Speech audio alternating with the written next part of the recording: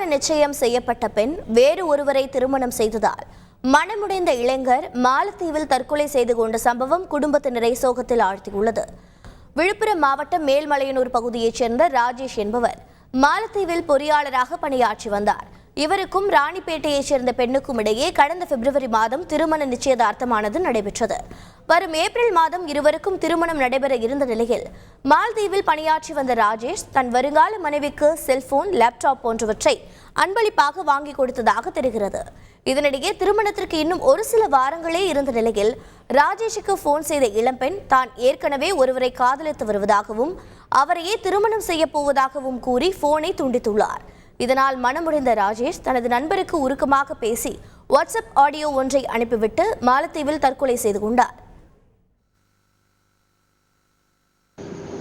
பிரச்சனையாக இருக்குது, நான் பார்த்துக்கிறேன், நீங்கள் பயப்படாதீங்க, நான் இல்லைனாலும் நீங்கள் வேறு கல்யாணம் பண்ணிக்கணும் அப்படி இப்படின்னு ஒரு மாதிரி சொல்லிச்சு. அப்படின்னு ஏன் அதுமாரி சொல்கிறேம்மாண்ணா, நீ இல்லாதெல்லாம் நான் இருக்க மாட்டேம்மா அப்படின்னு நான் சொன்னேன். இல்லை நீ இருக்கணும் அப்படின்ச்சு. அப்புறம் இல்லை சரி சரி அப்படின்னு அப்புறம் அதை லைட்டாக அழுதுச்சு. அப்புறம் கம்மன் விட்டுடுச்சு.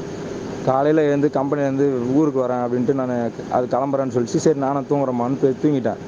காலையிலேருந்து ஃபோன் பண்ணுறேன், வீட்டில் அவங்க யாருமே எடுக்கல ஃபோனை. இப்போ ஃபோன் பண்ணி நான் காலையில் கேட்குறேன், வெடிக்காலம் கேட்குறேன், ஏதோ ஒரு பையன் கூட கல்யாணம் பண்ணிக்கிட்டா அப்படின்னு சொல்கிறாங்க. என்னால் முடியல மச்சான், என்னால் முடியல, நான் என்ன பண்ண போகிறேன்னு எனக்கே தெரியல, கஷ்டமாக இருக்குது மச்சான், அம்மாவை பார்த்துக்கோ, அக்காவை அழுவு வேணான்னு சொல்லு, எங்கள் அப்பா மானந்தான் மச்சான் எனக்கு முக்கியமாக இருக்குது, எனக்கு இதோட பெருசாக எதுவும் தெரியல மச்சான், நான் என்ன மச்சான் பண்ணுறது, என் ஃபோனில் என்னால் முடியல மச்சான், எங்கள் அப்பா பேரை காப்பாற்றுறேன் மச்சான், நான் செத்துட்டேன்னா யார்கிட்டையும் எதுவும் சொல்ல வேணாம், ஆக்சிடென்ட்ல செத்துட்டேன்னு சொல்லிடுங்கடா. இந்த நிலையில் கடந்த 15ஆம் தேதி தற்கொலை செய்து கொண்ட ராஜேஷின் உடற்கூறாய்வுக்கு பின்னர் விமானம் மூலம் எடுத்து சொந்த ஊருக்கு கொண்டு வரப்பட்டது. அப்போது ராஜேஷின் உடலை பார்த்து உறவினர்கள் கதறி அழுதது வேதனை அளித்தது.